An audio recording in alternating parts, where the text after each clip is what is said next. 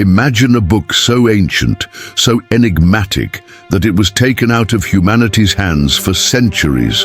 A text that dared to reveal secrets about heaven, the fallen angels, the final judgment, and the fate of the human soul. A book that, for some reason, was not included in the Bible. What lies behind this exclusion? What does the Book of Enoch reveal that so many wanted to hide? In this journey, you'll discover that some truths were deliberately left out. And perhaps what we're about to reveal here will forever change the way you see the Holy Scriptures. Enoch, a name that appears only briefly in the Bible, yet carries one of the deepest mysteries in the entire Judeo-Christian tradition. According to Genesis, he walked with God and then vanished. He didn't die. He was taken. But what few people know is that there is a book attributed to this man, one that reveals extraordinary details about what he saw, heard, and experienced between heaven and earth. A powerful text, a celestial account, but one that was rejected, censored, and deemed forbidden by religious councils throughout history. Why? What would you do if you found out that entire chapters of humanity's story were removed from your Bible? That there are ancient accounts speaking of angels falling in love with women, giants walking the earth, and prophetic visions about the end times, long before Revelation was even written. It might sound like fiction, but it's history. A recorded history, preserved for millennia and rediscovered with the force of a revelation. A book buried by time, yet never forgotten by those brave enough to question the official narrative. Get ready. You're about to dive into a revealing investigation. We're going to explore who Enoch was, the shocking content of the book that bears his name, the reasons why it was excluded from the Bible, and the impact it still has on faith, theology, and modern eschatology. This isn't just another video. It's an invitation to open your eyes, to question, to uncover what's been silenced, and above all, to reflect on what else might have been left out. But before we go any further, make sure you subscribe to the channel, Simplifying the Verses. Here, we dig deep into hidden truths, revealing mysteries that many prefer to ignore. Like this video right now, because what's coming next will demand your full attention. And if you've heard of the Book of Enoch before, or never even knew it existed, drop a comment below. Your thoughts might help others see beyond the obvious. In this video, you'll understand why this text is considered dangerous by some and essential by others. You'll see with your own eyes that the Book of Enoch is not a forgotten fable, but an ancient outcry echoing through the ages, filled with revelations many tried to silence. It speaks of justice, of judgment, of a time when angels descended to earth and did the unthinkable. It foreshadows events that would later appear in the visions of Daniel, of John, and even in the words of Jesus. So stay until the end. Every second of this video will take you deeper into this hidden truth. And if at any point something starts resonating inside you, a feeling, a question, a memory, pay attention. Because maybe what was left out of the Bible is exactly what you've been missing to complete your understanding. Now get ready. The veil of the unknown is about to fall, and when it does, nothing will ever be the same. After all, who was this mysterious man who walked with God and vanished without a trace? He didn't wield a sword, he didn't build temples, he didn't deliver nations, and yet Enoch is one of the most intriguing figures in the entire biblical narrative. In just a single verse, he completely disrupts the logic of human existence. Enoch walked with God, then he was no more because God took him away. Genesis 5:24. But what does that really mean? How can a man simply vanish from the earth without experiencing death? That's the question that has echoed among theologians, historians, and seekers for centuries. And perhaps the answer lies hidden between the lines of Scripture itself. Enoch appears in the Bible as the seventh descendant of Adam, a number that, in biblical symbolism, carries deep spiritual weight. 7 represents completeness, totality, a full cycle. Enoch, then, is not there by accident. He is a marker, a sign that something different was happening with this man. Unlike the other patriarchs, it doesn't say that he merely lived and died. It says that he walked with God. That phrase implies an uncommon intimacy, a spiritual communion that seems to have transcended the limits of flesh and time. Jewish tradition and apocryphal writings offer more clues about who this man truly was. To the ancients, Enoch was more than just righteous. He was a prophet, a messenger between heaven and earth, a bridge between the worlds. They say he received heavenly visions, was taken by angels to witness the secrets of the universe, saw the behind-the-scenes of creation and the mysteries of judgment. A human being who crossed the threshold of the visible into the invisible and returned to write it all down. The letter of Jude in the New Testament adds even more weight to this prophetic image. The author quotes Enoch directly as the one who prophesied the coming of the Lord with thousands upon thousands of his holy ones to execute judgment. This not only validates his authority as a prophet, but shows that his spiritual legacy was widely recognized in apostolic times. If the disciples of Jesus knew and respected Enoch, why then was his book removed from the official scriptures? The answer may lie in the depth and boldness of his revelations. The Book of Enoch doesn't merely reinforce biblical themes, it expands them.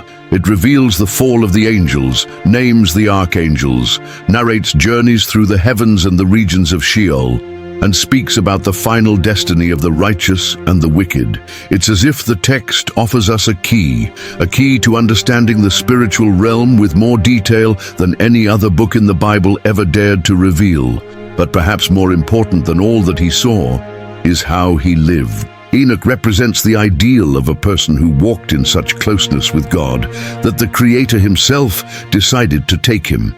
He didn't just pray, he walked with God. In a corrupt age, among a humanity drowned in violence, Enoch remained pure, upright. His life was his greatest prophecy, a silent declaration that it is possible to live in communion with the sacred in a world that rejects the divine. This intimate connection may be the very reason for the rejection of his legacy. Because if Enoch's story invites us to walk with God in such deep relationship, it also confronts us. It reveals just how far we are from that level of closeness. And in unveiling what he saw, Enoch didn't just expose the mysteries of heaven, he also exposed the failures of humanity. And here lies the great lesson. Understanding who Enoch was is essential to grasp why his book is so controversial. It's not just about the content, but about the symbol he represents. He is the bridge between the human and the eternal, the voice that echoes from earth to heaven. And that's why his story, though nearly forgotten, still stirs hearts and awakens minds that refuse to accept limited versions of the truth. But after all, what exactly does the Book of Enoch reveal? What truths are so powerful within its pages that they've provoked fear and silence for generations? Few ancient texts carry such explosive weight as the Book of Enoch. Read with attentive eyes, it becomes a portal to realities many prefer to ignore. Enoch didn't just tell stories. He witnessed events that shaped the destiny of humanity, events that are missing from the traditional Bible. His work, divided into several sections, is a mix of heavenly visions, accounts of fallen angels, and divine judgments. But what's really behind these revelations, and why were they silenced? One of the most shocking passages in the Book of Enoch is the account of the Watchers, angels sent to earth to observe humans. But what was supposed to be a sacred mission quickly turns into a tragedy. These angels, upon seeing the beauty of human women, fall in love and decide to descend to earth to be with them. It's an act of rebellion, a break in the divine order. The result? One of the darkest episodes in spiritual history, the birth of the Nephilim, giants, offspring of angels and human women who filled the earth with violence and corruption. This narrative directly echoes Genesis 6:4. In those days there were giants on the earth, but the canonical Bible only briefly mentions it. Enoch, on the other hand, dives deep into the details. He reveals the names of the fallen angels, describes their pacts, their forbidden teachings to humans, such as witchcraft, astrology, the crafting of weapons, and even cosmetics. According to Enoch, heavenly knowledge was corrupted and used for destruction. What was meant to bring light became a tool of corruption. Later, the book describes the consequences of this rebellion. The fallen angels are imprisoned in dark abysses, awaiting final judgment. And the Nephilim, after spreading chaos and ruin, are wiped out by the flood. But their spirits, known as evil spirits, continue to wander the earth, tormenting humanity to this day. A disturbing echo that crosses the ages. How many of the spiritual battles we face today might have roots in this forgotten origin?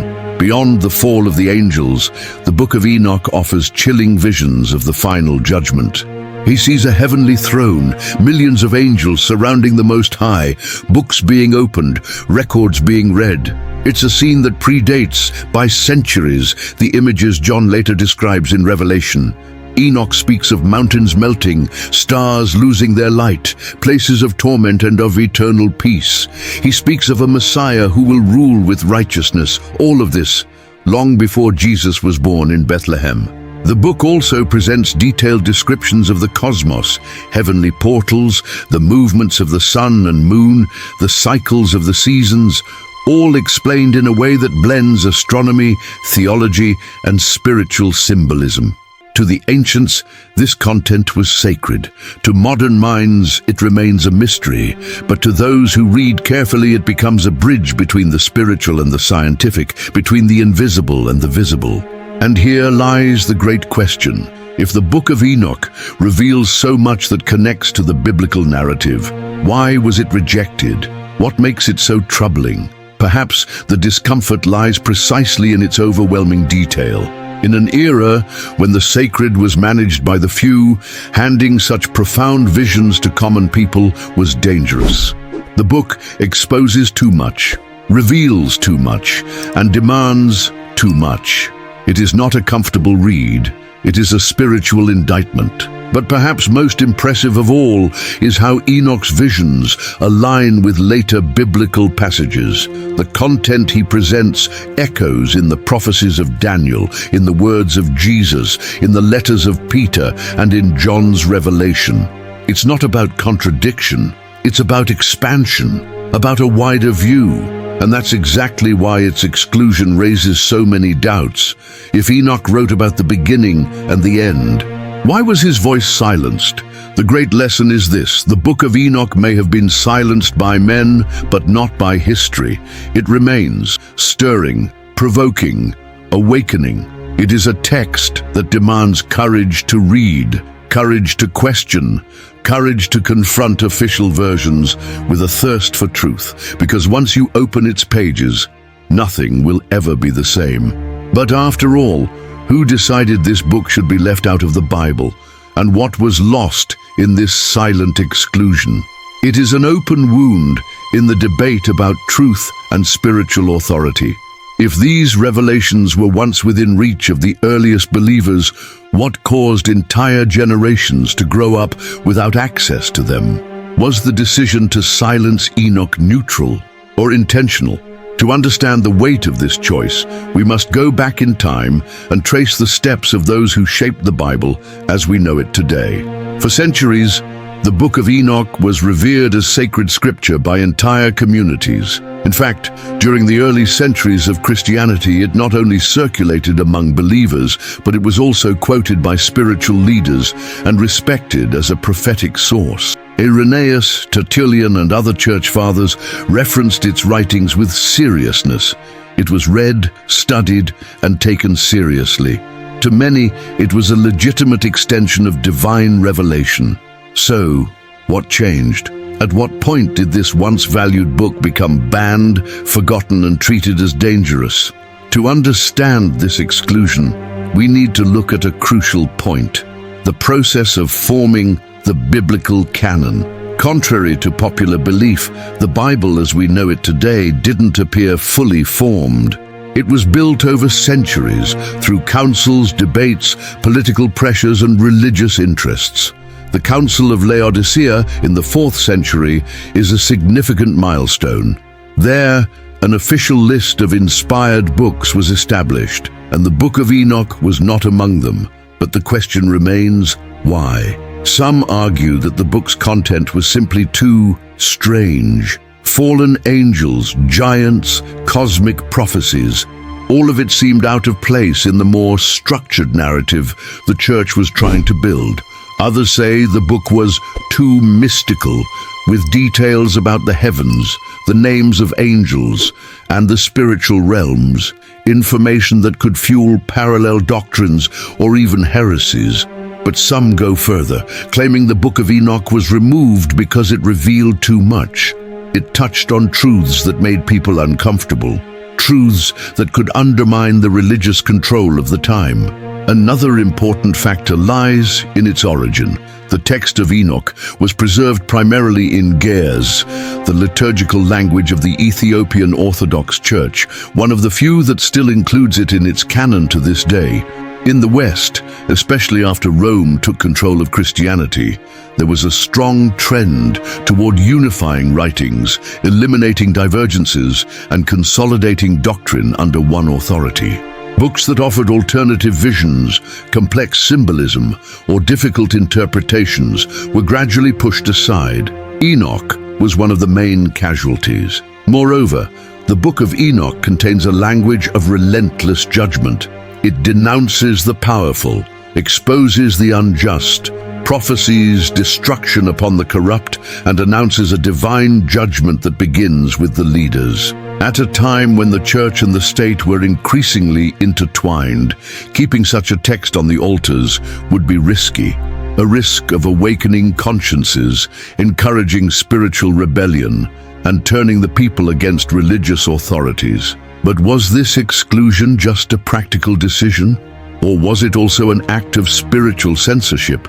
By leaving Enoch out, what exactly was lost? The answer runs deep. A different perspective of the spiritual world was lost. A voice that spoke with intensity about divine justice, the mysteries of the cosmos, and humanity's fragility before God. A voice that echoed from the earliest generations of the faith and was silenced for the sake of convenience.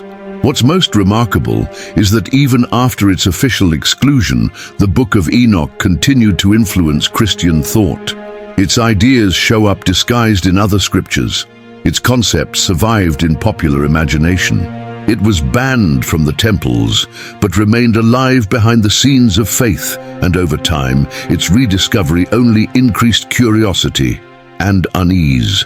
After all, if it wasn't so important, why go to such lengths to bury it? The great lesson is clear. The history of the Bible is also the history of human choices, and every book added or removed from this sacred collection shaped what millions would come to believe. Knowing that Enoch was deliberately excluded forces us to reflect. What else was lost along the way? What else was left out of fear, out of politics, out of convenience? And what if we told you that even though it's not in the Bible, the Book of Enoch is still present in its verses? There's a direct quote from it in the New Testament, and that could change everything. No matter how much some try to deny its importance, the Book of Enoch left visible marks on the pages of the New Testament. The clearest proof lies in the Epistle of Jude, one of the canonical texts of the Bible, where we find something astonishing. In verses 14 and 15, Jude writes, "Enoch, the seventh from Adam, prophesied about them. See, the Lord is coming with thousands upon thousands of his holy ones to judge everyone." This passage doesn't just mention Enoch, it directly quotes his book. How is that possible? The answer is straightforward. The apostles knew the Book of Enoch. And more, they respected it. Jude, the brother of James and likely also the brother of Jesus, refers to Enoch as a prophetic authority. He doesn't introduce his statement as something strange or controversial. On the contrary, he uses it as a foundation to argue against the false teachers and apostates of his time. This means that, during the days of the early Christians, the Book of Enoch was still considered relevant and trustworthy.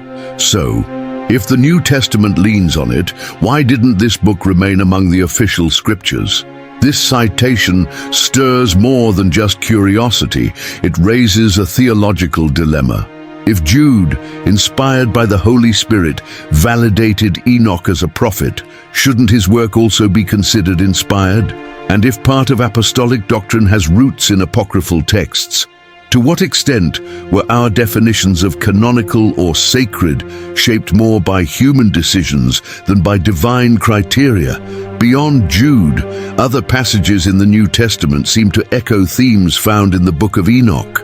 The description of the final judgment, the coming of the Son of Man in glory, the separation of the righteous from the wicked, all of this was already present in Enoch's visions long before the Gospels were written. When Jesus spoke about the end times, he used expressions and imagery that closely resembled the revelations found in Enoch. Coincidence or influence? The Book of Revelation, for example, shares with Enoch a language rich in symbolism, sacred numbers, cosmic punishments, and eternal rewards. Both texts describe heavenly visions, warrior angels, celestial books being opened, and judgment upon the kings of the earth. The resemblance between them is so striking that many scholars believe John likely knew and was influenced by Enoch's visions when writing the final book of the Bible. But if the content is so similar, why was one kept and the other excluded? Perhaps because Revelation, despite its mystery, was interpreted as being in line with the theological goals of the church. Enoch, on the other hand, was too bold. His denunciations reached both heaven and earth, and his direct language about the failures of angels and human leaders challenged not only the spiritual world, but also the institutional. Enoch was, in essence, a disruptive book. The great lesson here is revealing. Even though it was excluded, the Book of Enoch never completely disappeared. It survived in the subtext of the faith, in the echoes of the apostles' words, in the prophetic parallels of the New Testament.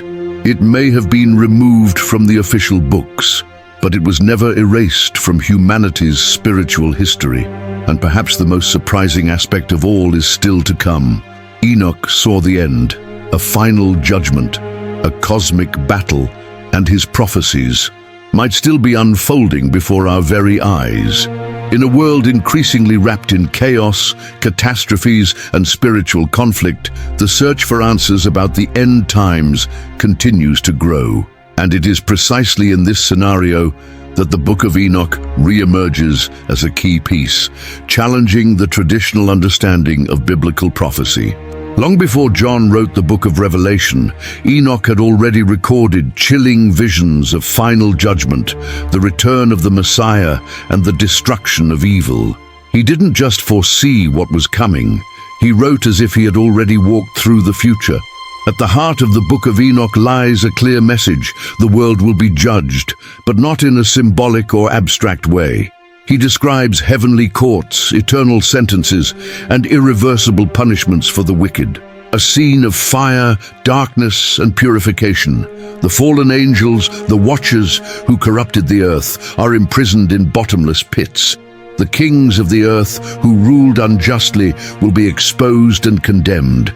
And above all, a chosen one, referred to as the Son of Man, appears to reign with justice. Enoch saw a Messiah centuries before Jesus was born. This Son of Man is portrayed as the one who will judge the nations, who will sit on a throne of glory, and before whom all will bow. The similarity to Jesus' words in the New Testament is striking, but what does that mean?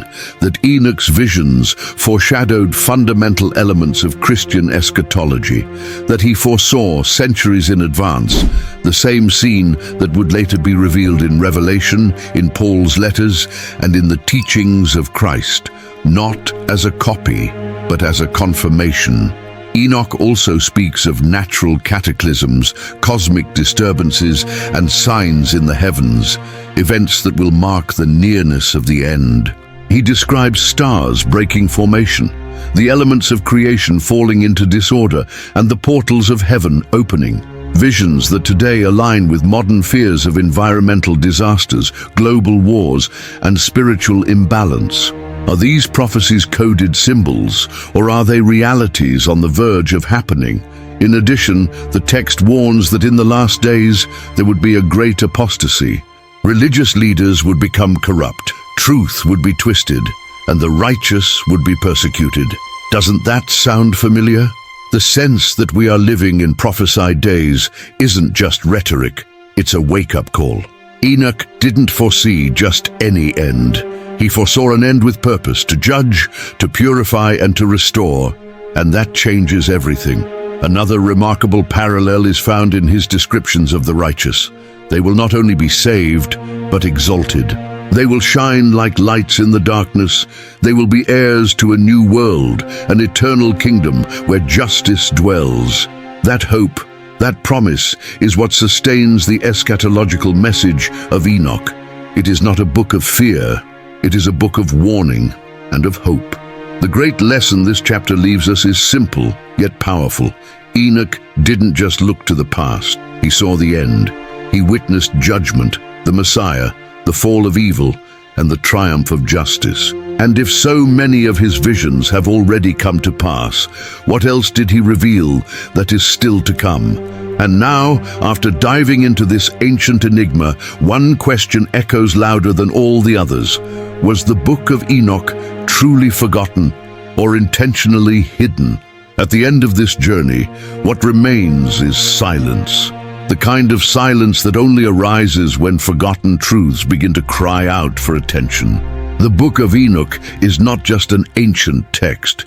It is a scar on humanity's spiritual memory, an echo from a time when the heavens opened and men walked with God, a reminder that not everything that is true was authorized, and not everything that was authorized carries the whole truth. In this video, you've seen that Enoch wasn't just another biblical figure.